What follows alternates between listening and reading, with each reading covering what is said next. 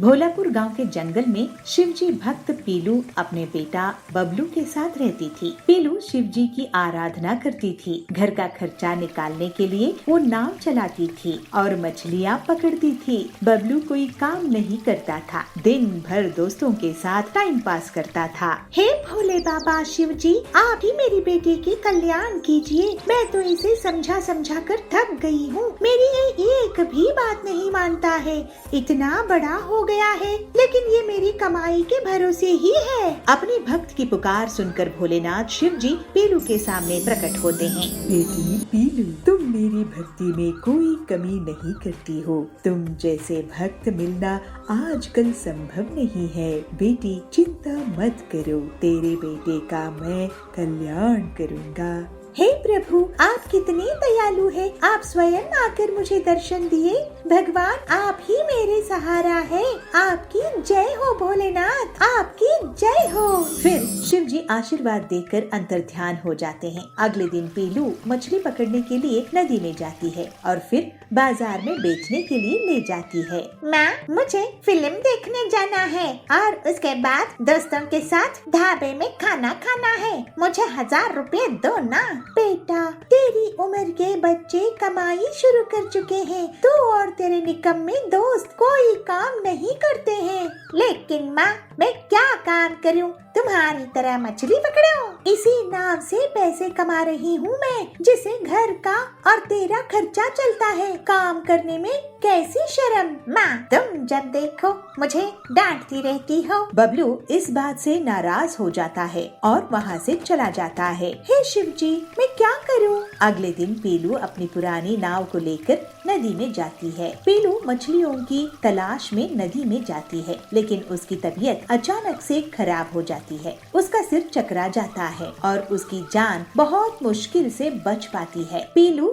घर आकर बहुत रोती है। हे शिवजी, आपकी दया से मेरी जान बच गई, लेकिन अब तबीयत खराब होने के कारण मैं ना तो काम कर पाऊंगी और ना ही आपका अभिषेक और पूजा। जब बबलू घर आता है तो वो अपनी माँ से सारी घटना सुनकर डर जाता है और उसकी आंखों में आंसू आ जाते हैं। फिर बबलू शिवजी के सामने जाता है। हे भगवान शिवजी, मैं आपसे माफी मांगता हूँ। मेरी माँ जो आपकी परम भक्त, उसको बहुत दुख दिया हूँ। मैं उनका ख्याल नहीं रखा और आपकी पूजा भी नहीं किया, लेकिन आप दयावान हैं भोलेनाथ। आप कल्याण कीजिए, आपकी जय हो।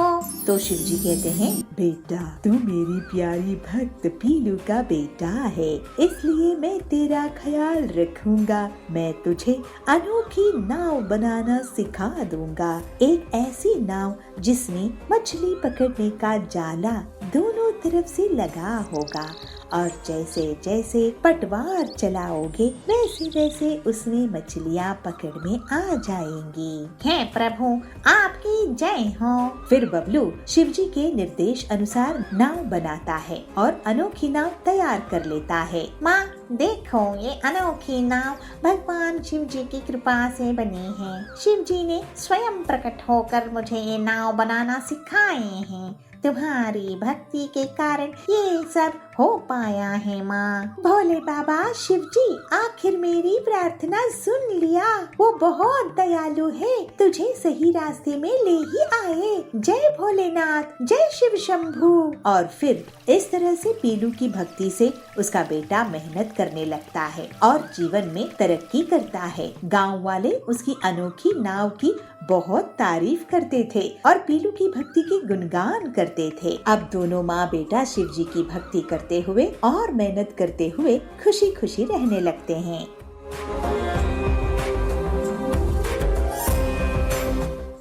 एक गांव में पिंकी नाम की लड़की अपनी माँ बाप के साथ रहती थी। पिंकी बहुत सयानी थी। जो कुछ देखती थी उसको अपने पेंसिल से अपनी किताबों में चित्र बनाती थी। पिंकी की इस आदत को माँ बाप की प्रोत्साहन भी था। पिंकी कक्षा दूसरी में पढ़ती थी। एक दिन उसने अपनी किताब में रेलगाड़ी देखी। रेलगाड़ी तो बहुत लंबी होती है, उसको कहाँ पर चित्र बनाए, ये पिंकी की समस्या थी। पिंकी घर आई। माँ, मुझे रेलगाड़ी की चित्र बनाना है, मैं कहाँ बनाऊँ? अरे पिंकी, वो क्या बड़ी बात है, अपनी किताब में बनाओ। अरे माँ, आप तो इतना भी नहीं समझती हो, किताब तो छोटी पड़ेगी। अरे मुझे तंग मत करो, अपने पिताजी से जाके पूछो, मैं खाना पका रही हूँ ना। पिताजी, पिताजी, मैं रेलगाड़ी की चित्र बनाना चाहती हूँ, कहाँ बनाऊँ? पिंकी के पिता ऑफिस की हिसाब किताब कर रहे थे तो चिढ़ के बोलते हैं, अरे पिंकी बेटा, मुझे तंग मत करो, जाओ ना अपनी स्कूल की कोई भी किताब में बना ले। अरे पापा, आपको इतना भी नहीं पता, किताब में रेलगाड़ी के चित्र नहीं बना सकते क्योंकि वो तो बहुत लंबी होती है। तो तभी वहाँ पे पिंकी की दादी बैठी थी। तो दादी को पिंकी की बात सुन के बहुत हंसी आती है और पिंकी को बुला के बोलती है, अरे पिंकी बेटा, इतनी क्यों चिंता कर रही है? ये भी कोई समस्या है? जाओ ना स्कूल की दीवार पे बना दो। दादी की बात पिंकी को बहुत अच्छा लगता है और सोचती है दीवार तो इतनी लंबी, इतनी चौड़ी होती है तो रेलगाड़ी तो समा ही जाएगी।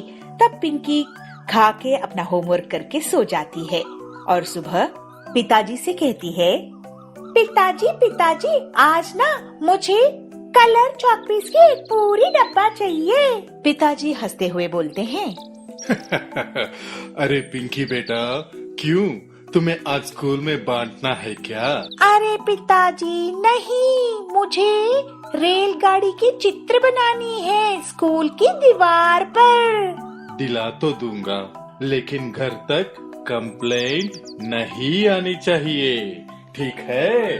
अरे चित्र बनाने से कोई कंप्लेंट करेंगे? बिल्कुल नहीं आएगी, आप चिंता मत करो। तो पिंकी के पापा उसको कलर पेंसिल की डब्बा दिला देते हैं। पिंकी कूदते नाचते स्कूल पहुंच जाती है। पिंकी अपनी रेलगाड़ी की पहली यात्रा याद करती है जो अपने पापा मम्मी के साथ उसने किया था। पिंकी चौक उठाई और फिर क्या था, दीवार पर रेलगाड़ी का इंजन बना दिया। अरे इंजन तो बहुत सुंदर बना है, इसको अब डिब्बे जोड़ते हैं। तो फिर दूसरी कलर चौक लेके उसमें पहला डब्बा जोड़ दिया, दूसरा डब्बा जोड़ दिया। ऐसे जुड़ते जुड़ते गए, सारे डिब्बे जुड़ गए। जब अपनी चौक पेंसिल खत्म हुई तो पिंकी उठ के देखती है स्कूल की आधी दीवार पर तो रेलगाड़ी बन चुकी थी और पिंकी की क्लास के सारे बच्चे तालियां बजा के पिंकी की कला को सराह रहे थे। अरे पिंकी, तेरी गाड़ी तो बहुत सुंदर बनी है। पिंकी, पिंकी, तुम्हारे रेल में मुझे भी जगह मिलेगी? अरे क्यों नहीं, हम सारे मिलके इस रेलगाड़ी में जाएंगे। फिर क्या हुआ, रेलगाड़ी दिल्ली गई, मुंबई गई, अमेरिका गई, नानी के घर गई और दादाजी के घर भी गई। बच्चों की ख्यालातों में रेल की गाड़ी ऐसे ही लंबे सैर करती रही। तभी क्लास टीचर क्लासरूम में आते हैं और सभी बच्चों की मुस्कुराहट देखते हुए कहते हैं, अरे बच्चों, इतने खुश हो, क्या बात है? तो दौड़ के पिंकी सामने आती है और अपनी बनाई हुई रेलगाड़ी दिखाती है। तब टीचर अपने मन में ये सोचते हैं, बच्चों के मनोबल को बढ़ाई, कल के भविष्य का निर्माण आज से ही होने दे। यह सोच के टीचर ने पिंकी को बिना डांटे बहुत शाबाशी देते हैं और कहते हैं, पिंकी, आपकी ड्राइंग तो बहुत सुंदर है, लेकिन आप दीवार पे प्रैक्टिस करने के बजाय अगर आपके घर में जाके कोई भी कॉपी में प्रैक्टिस कर लेते तो और भी सुंदर निकल आता। सर, मुझे ना ये लगा कि ट्रेन पुस्तक में काफी नहीं होगा। कोई बात नहीं, मैं आपको सिखा दूंगा। इस बात से पिंकी बहुत खुश होती है और टीचर पिंकी की कॉपी में एक अच्छे से सुंदर से रेलगाड़ी बना दे। बेलापुर जंगल में इंजीनियरिंग कॉलेज था, उसमें बहुत से स्टूडेंट्स पढ़ते थे।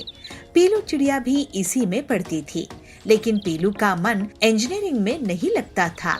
उसको उसकी माँ ने जबरदस्ती इंजीनियरिंग पढ़ने भेज दिया था। कभी कभी तो वो क्लास में ही सो जाती थी। एक दिन पीलू कैंटीन में खाना खा रही थी। उस कैंटीन का मालिक हरिया वहाँ आता है। पीलू, तुमने पिछले 6 महीनों से उधार नहीं चुकाई हो, अब से तुम्हें उधार देना बंद, या तो पैसा या फिर कैंटीन में काम करके पैसा उतरवाओ। तो पीलू कहती है, मेरी मम्मी जो भी पैसे भेजती है हरिया काका, वो तो ऐसे ही खर्च हो जाते हैं। आपका उधार चुकाने का एक ही तरीका है कि मैं यहाँ काम करने लग जाऊँ। तो हरिया कहता है, अरे तुम आजकल के बच्चे भी ना, ठीक है अब से कैंटीन में काम करना शुरू कर दो। पीलू कैंटीन में काम करना शुरू कर देती है और बर्तन साफ करती थी, डस्टिंग करती थी, इडली डोसा भी बनाती थी और तो और दूसरे स्टूडेंट्स को सर्विंग भी करती थी। पीलू को सर्व करता देखकर बाकी के स्टूडेंट्स बहुत मजाक उड़ाते थे।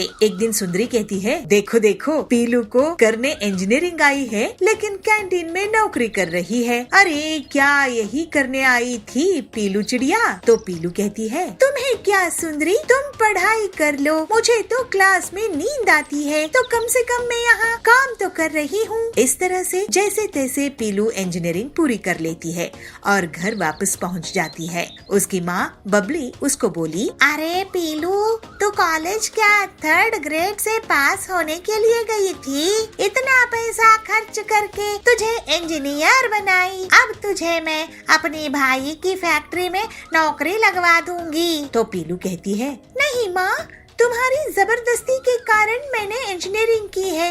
अब मैं तुम्हारी जबरदस्ती से काम नहीं कर पाऊंगी, मैं अपना खुद का काम करूंगी। तो बबली कहती है, खुद का काम करना है तो मैं तुम्हें पैसा नहीं दूंगी। ये सुनकर पीलू सोच में पड़ जाती है। वो अगली सुबह अपनी पुरानी साइकिल रिपेयर करके उसमें एक बोर्ड लगाती है जिसमें लिखा होता है इंजीनियर का डोसा। पीलू साइकिल में ही डोसा बनाकर बेचती थी और सिर्फ 10 रुपए में बेचा करती थी। जल्द ही उसकी दुकान में लोगों की भीड़ लग जाती है। एक दिन बबली को उसकी एक अमीर सहेली पिंकी चिड़िया कहती है, अरे बहन, क्या तुम्हें पता है कि जंगल में एक बहुत बेहतरीन डोसा वाली आई है, वो सिर्फ 10 रुपए में डोसा बेच रही है। तो बबली कहती है, किसकी बात कर रही हो तुम? तो पिंकी चिड़िया कहती है, कोई है इंजीनियरिंग डोसा वाली। ये सुनकर बबली का सिर चकरा जाता है। ऐसे ही एक दिन पीलू के कॉलेज के स्टूडेंट्स और हरिया कैंटीन वाला उसकी दुकान में पहुंचते हैं और उसकी तारीफ करते हैं। पीलू, तुम तो वाकई में बहुत होनहार निकली, हम तो बस घिसी पिटी नौकरी कर रहे हैं और तुमने तो अपना कारोबार ही शुरू कर दिया है। मैं तुम्हारी हंसी उड़ाती थी, मुझे माफ कर दो। तो पीलू कहती है, अरे इसमें माफी की कोई बात नहीं है सुंदरी और हरिया अंकल, मेरे पास आपको देने के लिए पैसे नहीं रहते थे, लेकिन आपने मुझसे कभी बुरा व्यवहार नहीं किया, जिससे मैं आपसे सीखी हूँ और यहाँ पर सस्ता डोसा बेचने का ये एक बहुत बड़ा कारण है। अगर जबरदस्ती से कोई पढ़ाई करे तो वो किसी काम की नहीं होती है। ये सब बबली एक तरफ खड़ी सुन रही थी और उसे अपनी बेटी पर बहुत गर्व होता है। बेटी, मैं तुझे कितना गलत समझती थी,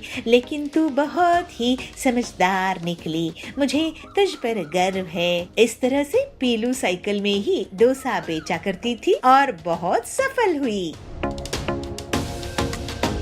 नागपुर नाम के जंगल में 3 चोर थे, जाबाज, कालू और टिल्लू। ये बहुत शातिर चोर थे और जंगल के सेठ लोगों के यहाँ से बोरिया भरकर पैसे चुराते थे। लेकिन उनसे भी इंटेलिजेंट इंस्पेक्टर पीलू उन्हें पकड़ लेती है और उनकी पिटाई कर देती है। जेल से छूटने के बाद वो तीनों एक जगह मिलते हैं। जाबाज कहता है, दोस्तों, ये इंस्पेक्टर पीलू बहुत ही खतरनाक है, वो बहुत एडवांस तरीके से काम करती है और हम जैसे चोर की अच्छे से कुटाई भी कर देती है। तो कालू कहता है, अब हमें भी थोड़ा टेक्निकली एडवांस होना पड़ेगा। तो टिल्लू बोलता है, मेरा एक दोस्त है जो उड़ने वाला कैमरा चलाता है, हम पीलू के सामने ही चोरी कर लेंगे और उसके हाथ भी नहीं लगेंगे। तो जाबाज कहता है, बहुत अच्छा टिल्लू, अपने दोस्त को बुलाओ। फिर टिल्लू का दोस्त आकर उन्हें उड़ने वाला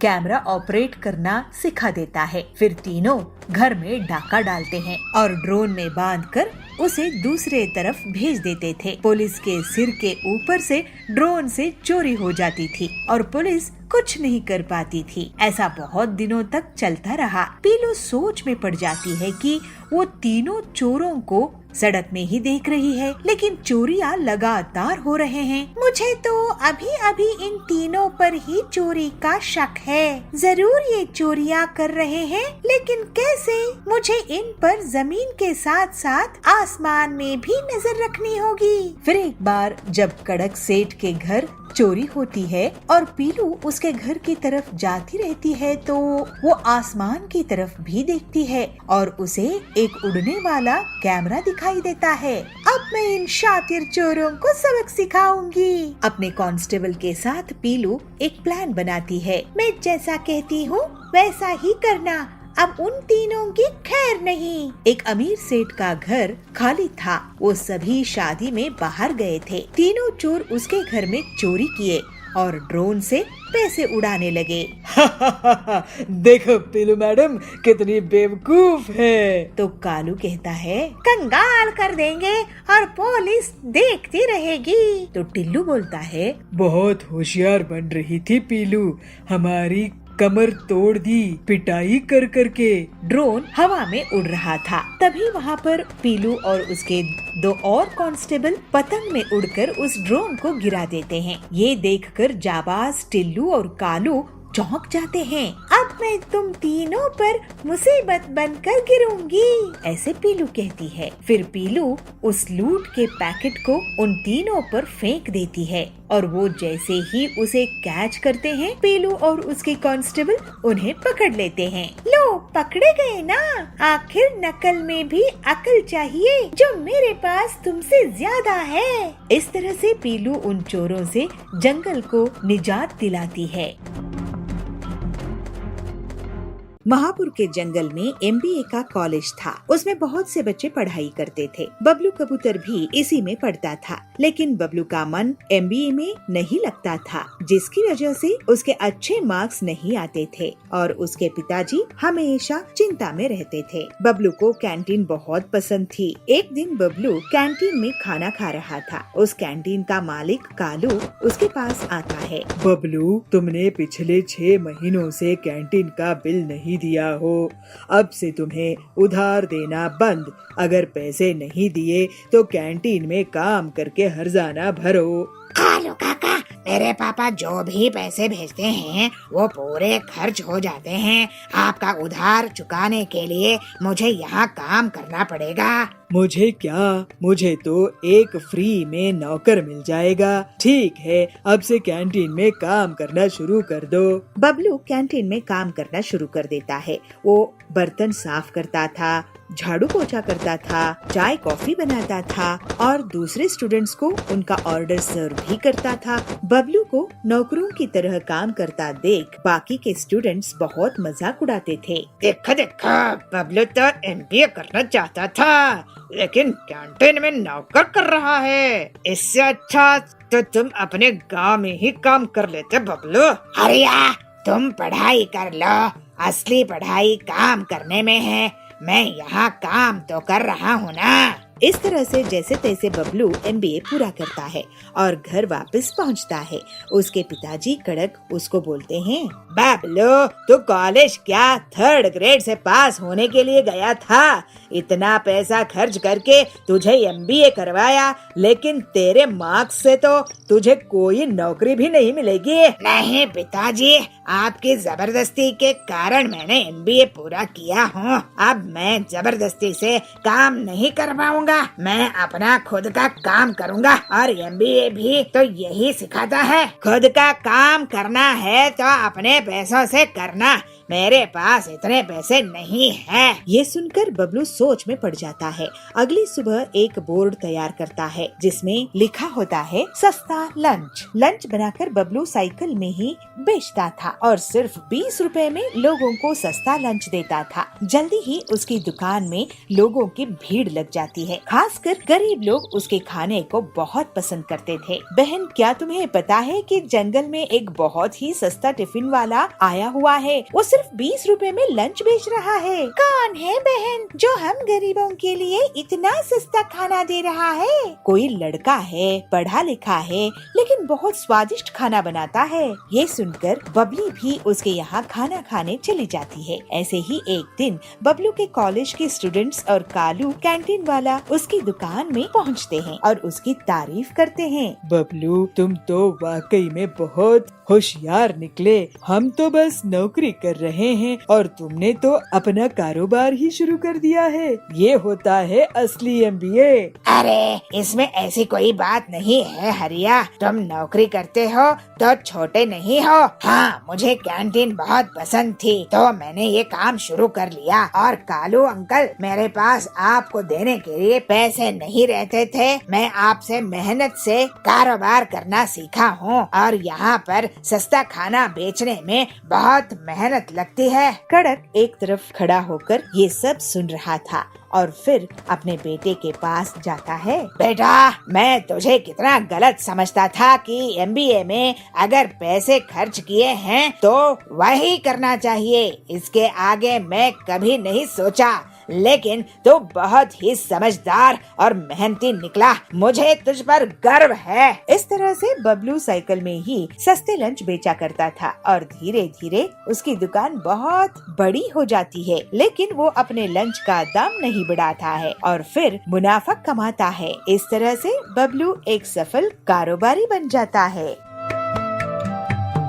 अभनपुर गांव के जंगल में संतोषी माँ की भक्त पीलू चिड़िया अपना एक छोटा सा नाश्ते की दुकान चलाती थी। उसके पति बंटी कबूतर एक मजदूरी का काम करता था। बहुत मेहनत के बाद भी उनकी कमाई नहीं होती थी, लेकिन पीलू संतोषी माँ की भक्ति में कमी नहीं करती थी। एक दिन बंटी जब अपने काम पर गया तो ठेकेदार ने सबको काम से निकाल दिया। मुझे अब नया ठेका नहीं मिल रहा है, इस वजह से मैं अब तुम लोगों को काम नहीं दे पाऊंगा। अब तुम लोग कहीं और काम देख लो। बंटी वहाँ से काम देखने लगता है, लेकिन उसको कोई भी काम नहीं देता है और ऐसे ही 6 महीने बीत जाते हैं। ऐसे ही एक दिन बंटी दुखी होकर अपने घर आता है। ये तो बहुत मुसीबत आ गई है कि आखिर आए दिन मकान मालिक किराया मांगने आता है, किराना वाला पैसे मांगने आता है। मेरे नाश्ते का काम भी अच्छा नहीं चल रहा है। बहुत बड़ी मुसीबत आ गई है। संतोषी माँ के लिए मुझे खीर पूरी और लाल साड़ी का भोग लगाना था, लेकिन पता नहीं कब मैं ऐसा कर पाऊंगी। हे संतोषी माँ, आप ही दया करो। पीलू संतोषी माँ का व्रत रखती है और उनसे कहती है, हे संतोषी माँ, मैं आपसे बस आपकी सेवा के लिए इतना मांग रही हूँ कि मैं आपको हलवा पूरी का भोग लगा सकूं और लाल साड़ी भेंट कर सकूं। मुझे पता है कि आप सब जानती है कि आपकी ये बेटी किस मुसीबत में है। उस रात पीलू को संतोषी माँ उसको नींद में दर्शन देती है। बेटी, तुमने बहुत कष्ट सही है, लेकिन मेरी भक्ति नहीं छोड़ी। मैं तेरे व्रत से बहुत खुश हूँ और अब डर मत, क्योंकि अब तेरे सारे दुख दूर होने वाले हैं। तुझे एक मदद मिलेगी। और फिर माँ अंतर ध्यान हो जाती है। अरे, मुझे संतोषी माँ ने खुद दर्शन दिए। जय संतोषी माँ, जय जय संतोषी माँ। उस दिन काम की तलाश में बंटी हरिया तोता के पास जाता है। हरिया काका, मुझे कुछ काम दे दो, मेरे घर की बहुत बुरी हालत है। क्या हुआ बंटी, तुम तो बहुत कमजोर लग रहे हो। बंटी उन्हें पूरी बात बताता है। हमारे लिए घर का खर्च भी निकालना मुश्किल हो रहा है। लेकिन बंटी, मैं तुम्हें क्या काम दे सकता हूँ? कोई भी काम दे दो काका, आजकल तो मशीन का जमाना है, हाथ से तो कोई काम ही नहीं होता है। पीलू बेटी को क्या क्या आता है ये बताओ मुझे। अचार पापड़ बना सकती है क्या? हाँ, पापड़ बना लेती है, लेकिन क्यों? मैं ऐसा कर सकता हूँ कि मैं पीलू बेटी के लिए पापड़ बनाने की ऑटोमेटिक मशीन बना कर दे सकता हूँ। इससे तुम्हारी परमानेंट आमदनी शुरू हो जाएगी। अगर आप ऐसा कर देंगे हरिया काका तो कमाल हो जाएगा। आपने तो हमारी मुसीबत ही हल कर दी। पीलू जरूर ये सुनकर खुश हो जाएगी। बंटी पीलू को एक खबर देता है। मुझे संतोषी संतोषी माँ ने दर्शन देकर आशीर्वाद दी थी। उनका आशीर्वाद खाली नहीं गया। फिर थोड़े दिनों में हरिया ऑटोमेटिक पापड़ बनाने की मशीन तैयार कर देता है। पीलू संतोषी माता की आशीर्वाद लेती है और काम शुरू कर देती है और अपनी पापड़ की दुकान चला देती है। उसकी दुकान में सुंदरी सेठानी आती है। पीलू, तुम्हारी ये नायाब पापड़ मशीन तो मैंने कभी नहीं देखी। सब संतोषी माता की दया है सुंदरी जी। मेरे पास अलग अलग तरह के पापड़ है। ठीक है, मुझे 2 किलो मिक्स पापड़ पैक कर दो। और एक के बाद एक ग्राहक पीलू की दुकान में मशीन के पापड़ खरीदने के लिए आने लगते हैं। अब पीलू बहन, तुम्हारे पापड़ तो लाजवाब हैं। मेरी सहेली को भी बहुत पसंद आए। ऐसा करो, 5 किलो पापड़ दे दो। जय संतोषी माँ। बबली बहन, आप बहुत अच्छी है, ये लीजिए। और जल्दी ही पीलू को फायदा होना शुरू हो जाता है। बंटी भी उसका साथ देता था और बड़े बड़े ऑर्डर्स लेकर आता था। इस तरह से संतोषी माँ के आशीर्वाद से उनका जीवन सरल हो जाता है। संतोषी माँ, आज मैं आपके लिए हलवा पूड़ी और लाल साड़ी लाई हूँ और मैं गरीब महिलाओं को भी प्रसाद और साड़ी दूंगी। जय संतोषी माँ। जय जय संतोषी माँ। जय संतोषी माँ। एक गांव में कालू और बबलू की आमने सामने दुकान थी। दोनों गन्ने का रस बेचा करते थे। कालू को बबलू की ईमानदारी से बहुत नफरत थी। वो बबलू के साथ झगड़ने के लिए मौका ढूंढता रहता था। ऐसे ही एक दिन कालू बबलू से झगड़ने लगा। या बबलू, तुम अपने आप को क्या समझते हो? देखो, अगर मुझे गुस्सा आ गया तो तुम्हारी खैर नहीं। क्या हुआ कालू भाई, क्यों सुबह सुबह झगड़ा कर रहे हो? मैंने तुमसे बात भी नहीं की। तुम जंगल के पंछियों को मेरे बारे में क्या फैला रहे हो कि मैं गन्ने के रस में पानी मिलाता हूँ? मुझे ये बात किसी को बताने की जरूरत ही नहीं है। सब लोग जानते हैं कि तुम गन्ने के रस में पानी मिलाते हो। तुम्हारी इतनी हिम्मत, तुम्हें बहुत चर्बी चढ़ गई है। मैं तुम्हारे साथ क्या करता हूँ बस देखते जाओ। ऐसे ही कुछ दिन बीत जाते हैं। एक दिन कालू अपनी ही एक दोस्त टिल्लू को बहला फुसलाकर बबलू की दुकान में भेजता है। अरे, ये कैसा गन्ने का रस है? मेरी तो जान ही जा रही है पेट दर्द के कारण। तुम इसमें क्या मिलाते हो?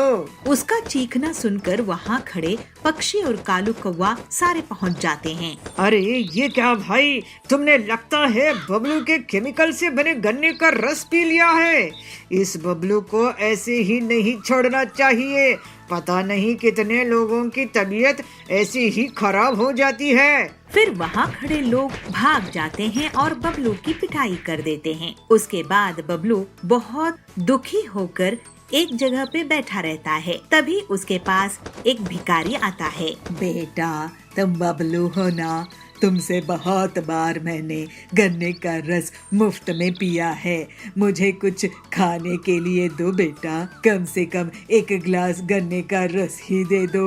एक धोखेबाज के कारण अब यहाँ अकेले रो रहा हूँ मैं। आपको दिखाई नहीं देता है क्या मेरी हालत? हाँ, मैं ईमानदारी से काम करता था और मुझे पिटाई मिली, जबकि वो मिलावटी गन्ने का रस बेचने वाला आज अच्छे से अपनी दुकान चला रहा है। अब इसमें भगवान क्या करेंगे? क्या जब मैं गन्ने का रस निकालूंगा तो मशीन में से खिलौने निकलेंगे क्या? क्या करेंगे भगवान इसमें? कैसे पता बेटा कि मशीन में से गाड़ियाँ आने लगे? कुछ भी हो सकता है। देखो बाबा, मैं तुम्हारी कहने पर ये सब करके देखूंगा। अगर कुछ चमत्कार हुआ तो ठीक है, नहीं तो अब से मैं तुम्हें भिखारी के साथ साथ पागल भी समझूंगा। बबलू के वहाँ से जाते ही भिखारी साधु में तब्दील हो जाता है। फिर बबलू अपने गन्ना जूस की मशीन में गन्ना डालता है तो दूसरी तरफ से छोटे छोटे खिलौने निकल आते हैं। वो खिलौने गन्ने के बने हुए होते हैं। मोटर कार, बाइक, छोटा प्लेन इत्यादि। अरे ये क्या? ऐसे कालू आश्चर्य हो जाता है। ये तो उस भिखारी का चमत्कार है। शायद वो भिखारी ही नहीं था, वो कोई पहुँचे हुए साधु महात्मा रहे होंगे। वहाँ पे पहुँचे हरिया काका कहते हैं, बेटा तुम्हारे खिलौने तो बहुत ही सुंदर हैं। ऐसे तो मैंने पहले कभी नहीं देखे जो गन्ने से बने हुए हो। मेरे पोते के लिए तो 2 खिलौने दे ही दो। हाँ हाँ हरिया काका, ये लो। इसके बाद एक ग्राहक आते जाते हैं और बबलू की दुकान में भीड़ बढ़ जाती है और पंछी लोग मिलकर उससे माफी मांगते हैं। अरे अरे, आप मुझसे बड़े हैं, आप मुझसे माफी नहीं मांगिए। ये सब किया कराया कालू का है। इसके बाद से तो बबलू की दुकान चल निकलती है। उसके यहाँ बच्चों की भीड़ इकट्ठा होने लगती है और सभी उसके खिलौनों का मजा लेते रहते हैं। ये बबलू, ये क्या चमत्कार है। तुमने लगता है किसी तांत्रिक को पकड़ के गांव वालों को मूर्ख बनाने की ठान ली है और उनसे पैसे हड़पने की सोच रहे हो। तुम अपने आप को क्या समझते हो? देखो गांव वालों, ये कोई मांत्रिक की मदद से ऐसा कर रहा है। ये इसका आप सबको लूटने का प्लान है। इसको पीट दो। नहीं नहीं, ऐसा कुछ भी नहीं है।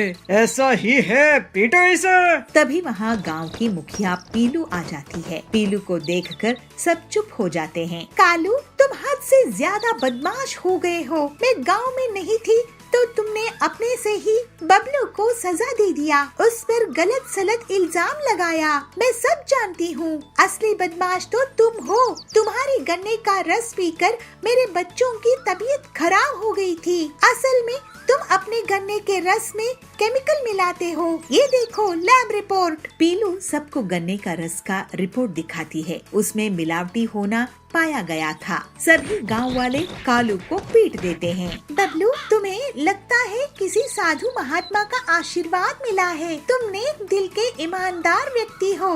अब से तुम ऐसे ही खिलौने बेचा करो। इसके बाद से बबलू पूरी मेहनत करके गन्ने की मशीन से नए नए खिलौने बनाने लगा और उसकी दुकान बहुत अच्छे से चलने लगी। इस तरह से गांव में उसका बहुत नाम हो गया और वो जल्द ही दौलतमंद भी हो गया। फिर वो खुशी खुशी अपना जीवन बिताने लगा।